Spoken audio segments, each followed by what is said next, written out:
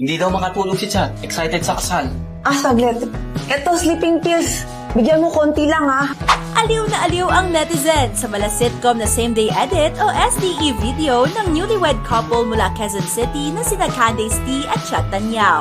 Sa kwento, nasobrahan kasi ng bigay na sleeping pill si best man kay groom. Ang resulta, naging sleeping beauty si groom sa mismong wedding day niya. Kaya ang groomsmen to the rescue sa preparation.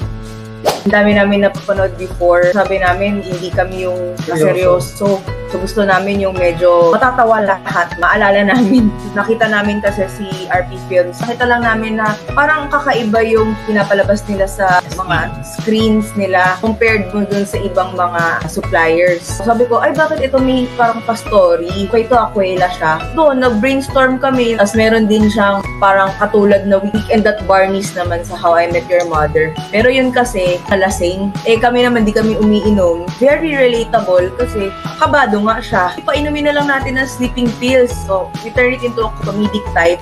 At nang mapanood ito, hindi lang ang newlyweds at ang kanilang guests ang nag-enjoy, pati na rin ang netizens sa nakapanood ng viral video. Hindi namin ina-expect na mapapanood ng iba kasi parang gusto lang namin siya i-save para copy namin. Ayaw na namin dun sa traditional katulad gown niya, naka-red. I mean, ano yung gusto namin? Kasi kasal namin gusto namin masaya lang. Sobrang saya siya in a sense na, alam mo yung feeling mo, naglalaro ka lang na feeling mo, artista ka. Hindi ko in-expect yung mga groomsmen ko na mag-step up. Usually yung best man, sobrang step up yan. Gulat nga ako, sabi ko sa kanya, sobrang mong ginalingan magaling ka pa sa akin. Sobrang saya siya. Ang plot twist ng SDE, panaginip lang pala to lahat ni groom. In the end, we'll go back to the dream na nananaginip siya na iba yung kahalikan niya. Very thankful ang newlywed sa kinalabasan ng video. Lalo na't may personalized touch ito na nagpapakita kung sino talaga sila bilang partners. Kilala po kasi kami ng tao na maloko.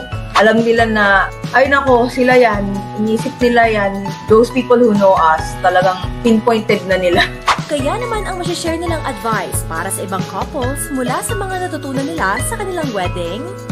Darating at darating sa punto na mag-aaway kayo due to stress. Kailangan at the end of the day, you have to meet eye to eye, talk it out with each other. Hindi magpa-pressure sa iba.